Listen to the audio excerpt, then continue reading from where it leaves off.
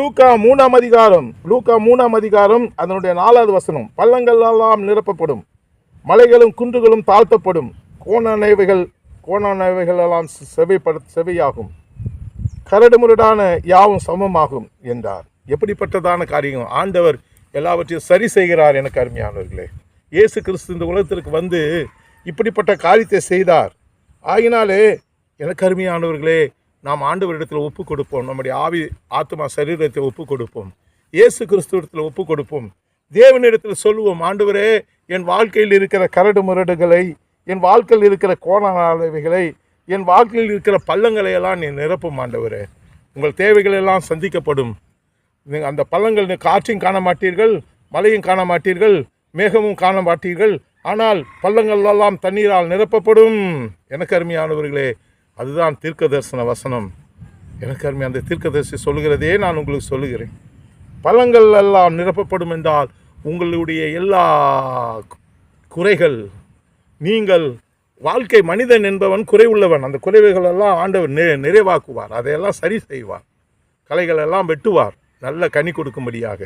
ஆண்டவர் அப்படி சொன்னார் அல்லவா, நான் திராட்சை தோட்டக்காரன், நீங்கள் திராட்சை செடிகள். திராட்சை தோட்டக்காரன் அந்த திராட்சை செடிகளை, அந்த கிளைகளை அவர் நெருக்குகிறார், வெட்டுகிறார், அதை செவ்வை செய்கிறார், சரி செய்கிறார். அது மாத்திரமல்ல, மலைகளும் குன்றுகளும் தாழ்த்தப்படும். நம்முடைய பெருமையெல்லாம் நாம் விட்டுவிட வேண்டும். நாம் தாழ்மையாக இருப்போம். தாழ்மை உள்ளவர்களுக்கு கர்த்தர் அவர் மேன்மை அளிப்பார், கிருபை அளிப்பார், உயர்த்துவார். யாக்கோபு 4:10 மறந்து விட வேண்டாம். ஆகினாலே மலைகள் குன்றுகள் எல்லாம் வெட்டப்பட வேண்டும். நாம் வாழ்க்கையில் வைத்திருக்கிற எல்லா விதமான பெருமையான காரியங்கள் எல்லாம் விட்டுவிட வேண்டும். கோணலானவைகள், சில நேரங்களிலே சில கோணலானவைகள் இருக்கும், அவைகளெல்லாம் நேராக்குவார் ஆண்டவர். ஆண்டவர் தான் செய்ய முடியும், நாம் செய்ய முடியாது.